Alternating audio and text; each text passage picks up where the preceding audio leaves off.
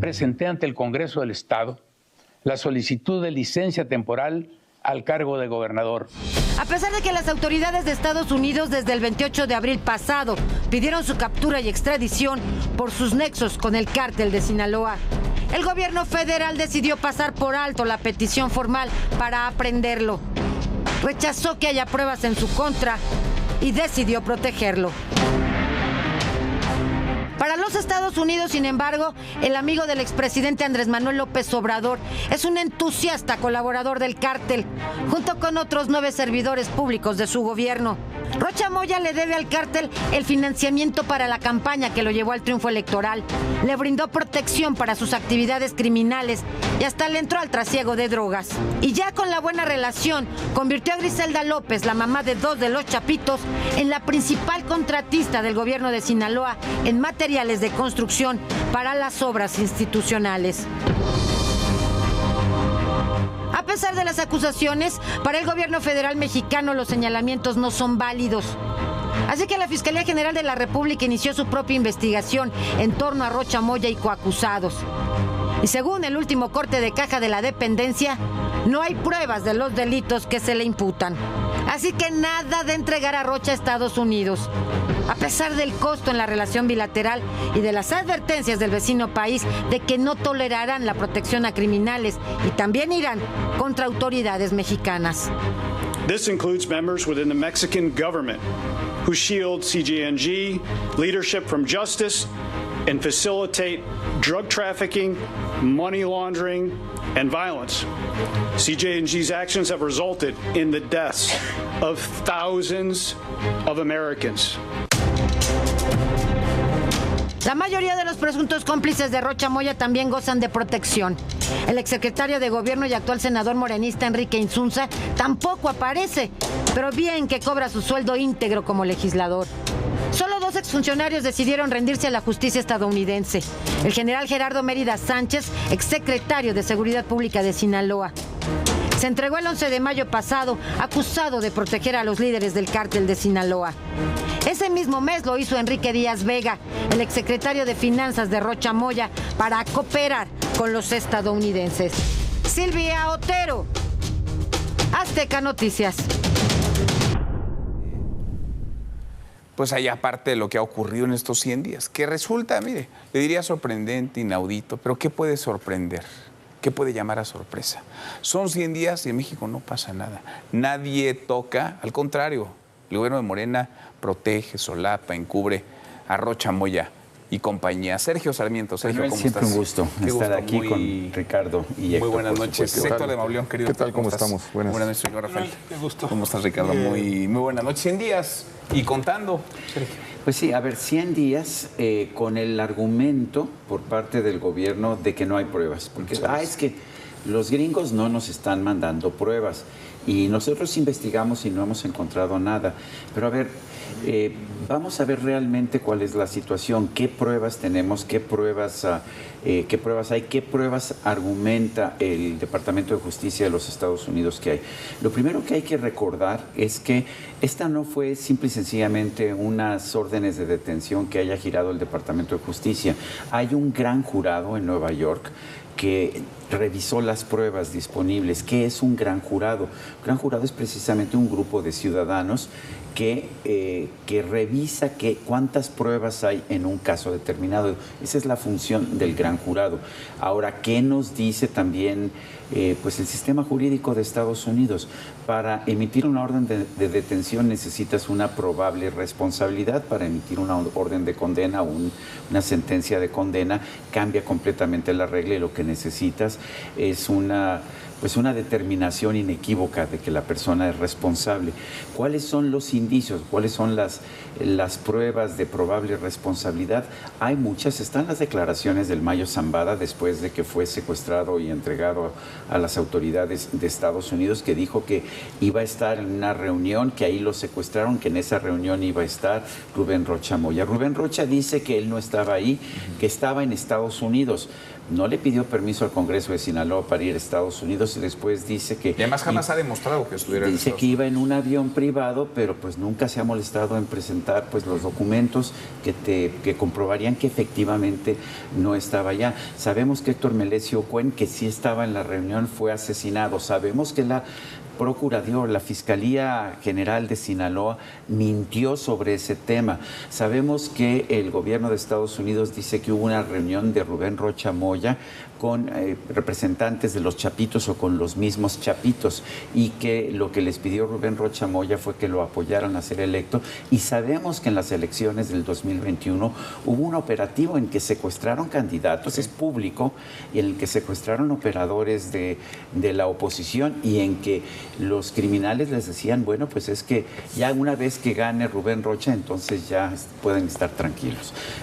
A ver, ¿son suficientes estas evidencias, estas pruebas para realizar la detención con fines de extradición? Yo creo que sí. Y sabemos, como antecedente nada más, que Rubén Rocha ganó la elección a gobernador porque hubo una operación de un grupo criminal que levantó a la estructura de la oposición, y sabemos que la autoridad se hizo omisa, miró hacia otro lado y nada pasó, entre otras cosas, Héctor. Está perfectamente documentada la actuación del cártel de Sinaloa, del crimen organizado en el proceso electoral de 2021, no solamente en Sinaloa, sino en por lo menos 7, 8 estados, donde la mano de grupos criminales impulsando a políticos determinados para que llegaran a esas gobernaturas ya se documentó.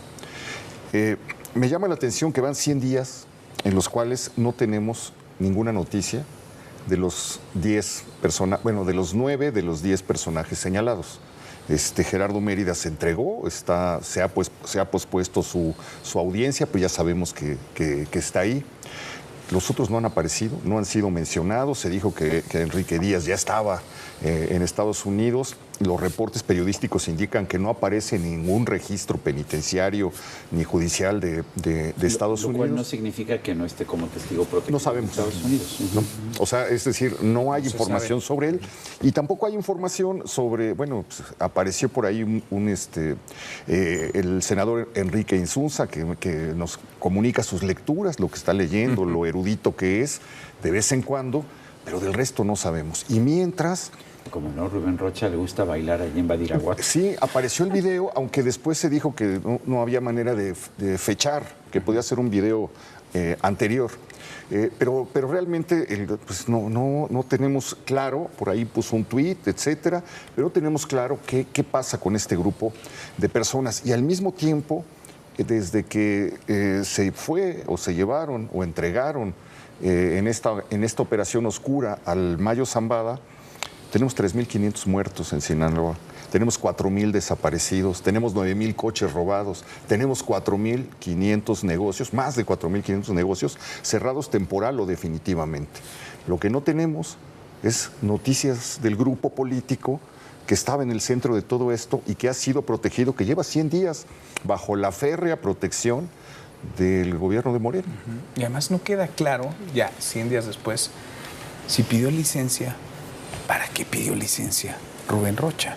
Es decir, se separó del cargo, ¿para qué? Para ir a declarar un día, que en teoría entró a la Fiscalía General de la República sin ser visto por nadie, pidió licencia para luego volver, purificado, manto protector de la 4T. ¿Para qué demonios pidió licencia? Ricardo, ¿cómo ves el tema? En efecto, pide licencia, dice él, para no estorbar en las investigaciones, pero creo que nada más contraproducente, porque si algo ha estorbado desde ese día a la presidenta, al sistema político, a la 4T, es el cadáver político de Rocha Moya.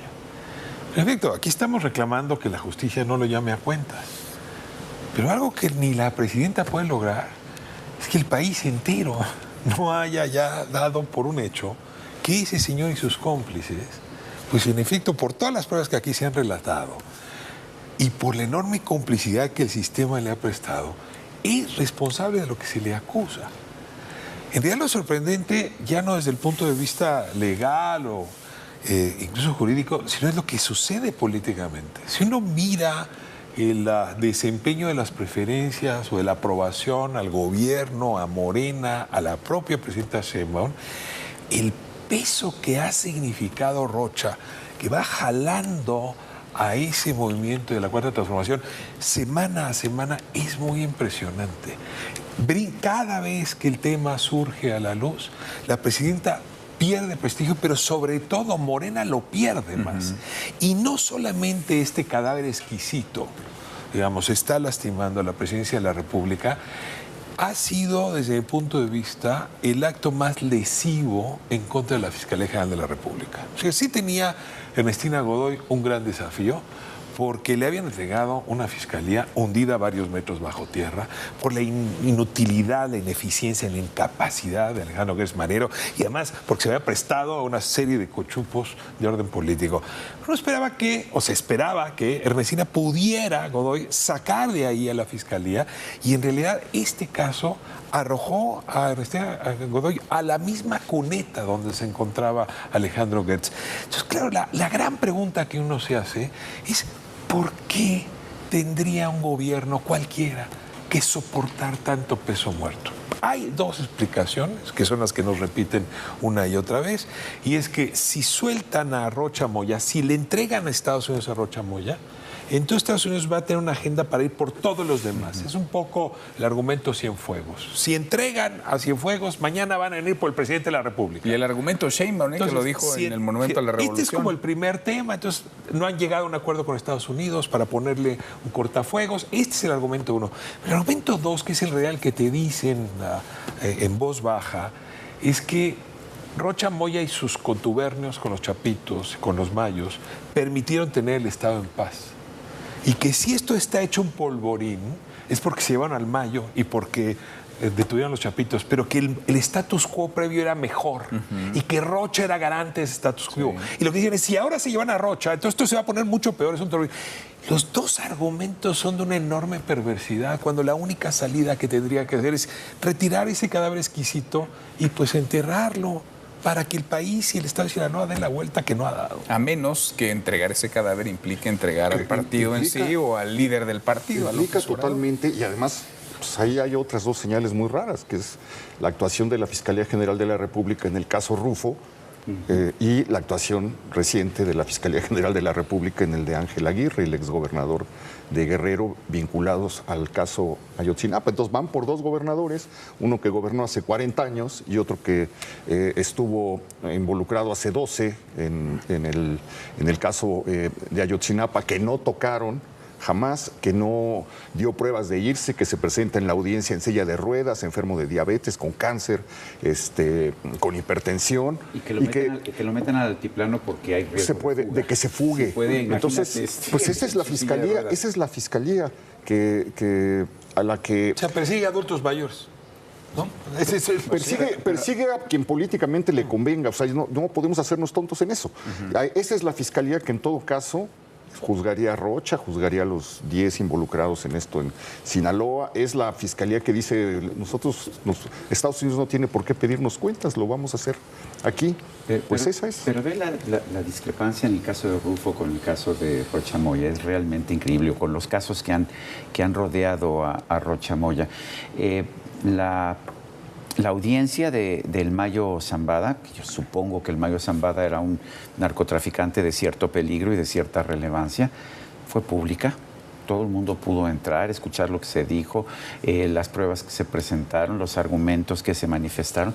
En cambio, las dos audiencias que tuvo Ernesto Rufo, uno para la vinculación a proceso y la otra para determinar si se le daba o no prisión preventiva, fueron secretas por motivos de seguridad nacional, a pesar de que el Código de Procedimientos Penales establece que las audiencias deben ser públicas. Eso es lo que dice la ley. Bueno, pues violaron la ley en ese sentido, no presentaron más argumento para hacerlo que decir que era un problema de seguridad nacional, pero hasta la fecha no conocemos ninguna prueba real que vincule personalmente a Ernesto Rufo con esta supuesta red de huachicol. Y lo peor de todo es que Ernestina Godoy, la fiscal, dice que no solamente esta empresa Ingemar, de la cual era socio minoritario y que sabemos que no manejaba porque tenía un pleito con el accionista mayoritario, a pesar de que sabemos todo eso, lo que nos dice Ernestina Godoy en una declaración en video que violó la presunción de inocencia es que él era el rey, era el jefe de la mayor red de huachicol en el país.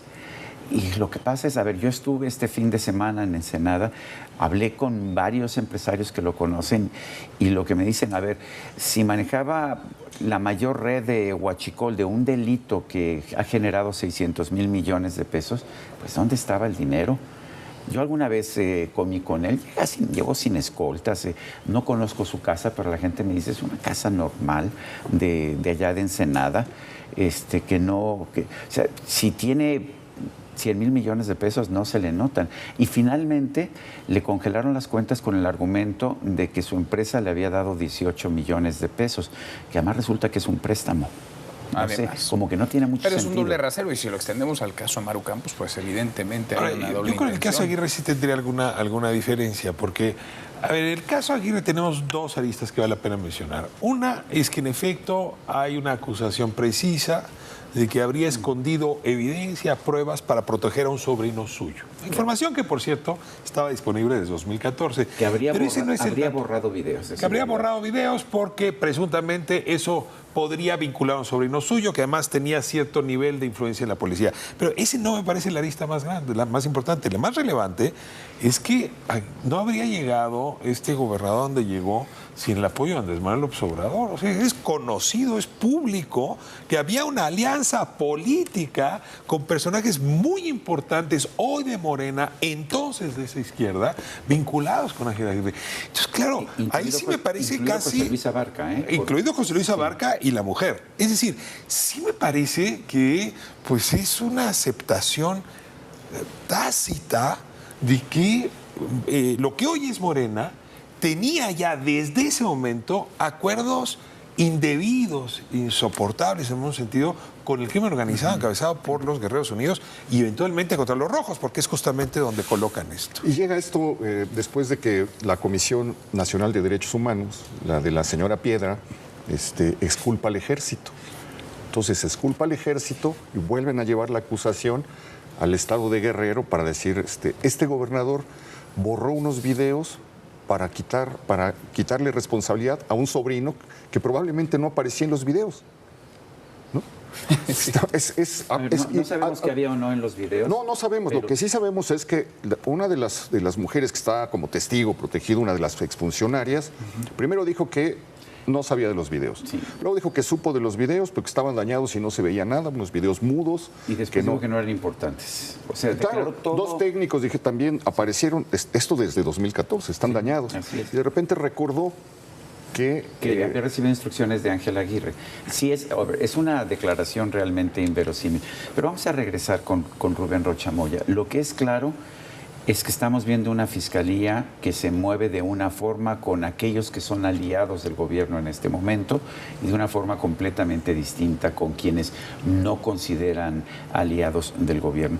A Rubén Rocha Moya, cuya alianza con el presidente, digo presidente porque así lo manifiesta la presidenta Sheinbaum, con el presidente López Obrador, llegó al nivel tal que hay un reconocimiento que hizo Ricardo Monreal en su momento de que López Obrador se saltó las encuestas y se saltó los procedimientos que él mismo había establecido para la sucesión en Sinaloa o para nombrar al candidato en Sinaloa, porque en el caso de Rocha Moya la relación de cariño de López Obrador era tan fuerte que se podía ejercer el dedazo. Además, la historia es tan pública que tienen 25 años caminando juntos, que lo apoyó, que Rocha Moya también se sinceró y lo reconoce en algún momento, en alguna charla, en una feria de libros, reconoce que en efecto López Obrador lo hizo candidato por la vía del dedazo. El asunto es, ¿qué le sabe Rocha Moya? ¿A cuántos le sabe que es intocable, que no pueden ir por él, que no lo pueden ni enviar a Estados Unidos con el costo que esto está teniendo en el desgaste de la relación bilateral para México. Y quisiera retomar un argumento que daba Sergio al principio, que es el de Héctor Vélez y Ocuen. Porque, a ver, ahí hay una pieza central de estos días que hoy estamos revisando. Este sujeto le fabricaron una muerte. O sea, hay un chofer que lo lleva a una clínica privada, pequeña, ¿no? Que dice que lo balearon unos asaltantes, una gasolinera, ¿no? Y luego dicen que se murió dentro de la clínica, el parte médico, el acta de defunción, todo dice que eso ocurrió. Viene entonces la carta del Mayo. El Mayo dice, oiga, no, fíjense que se murió 11 horas antes. Sí, no fue en una gasolinera, sino fue durante mi secuestro. ¿Qué quiere decir esto? ¿Que alguien fabricó? Bueno, ¿quién fabricó? Pues la fiscal del Estado, Sara Bruna Quiñones.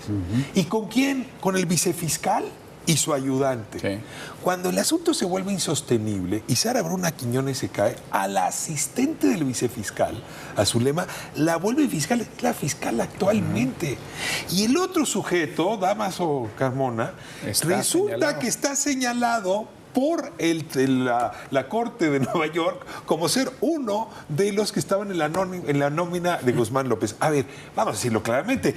Si quisieran resolver el tema de Mayo Zambada, ¿con qué se resuelve con el caso de Cuen? Que tendrían todos los elementos. Claro. Pero ¿qué hace la Fiscalía General de la República? Otra vez. Seguridad Nacional. Carpetazo, guardamos 5 años toda la información. Ese es el sello de la casa. Perdón, pero es que van dejando las patotas de una manera muy impresionante. Y burda. Pero y creo que se pasa por alto que pues lo que pasó el miércoles pasado con las autoridades de Estados Unidos, los mensajes, las veces que mencionaron la colusión, las más altas autoridades de seguridad de Estados Unidos en una conferencia de prensa, las veces que mencionaron la colusión del crimen organizado con la política mexicana. Entonces, pues a lo mejor creen que con un carpetazo de 5 años les va a dar la ruta de escape, la salida de emergencia para que se vayan de esto.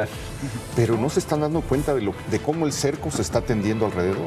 Y de cómo van quedando embarrados varios, ¿no? Entre otros, los que le gritaron a Rocha Moya, no está solo. Así no es. está solo. Gracias, Sergio. Muchas gracias. Héctor, Ricardo, muchas gracias. Hasta mañana.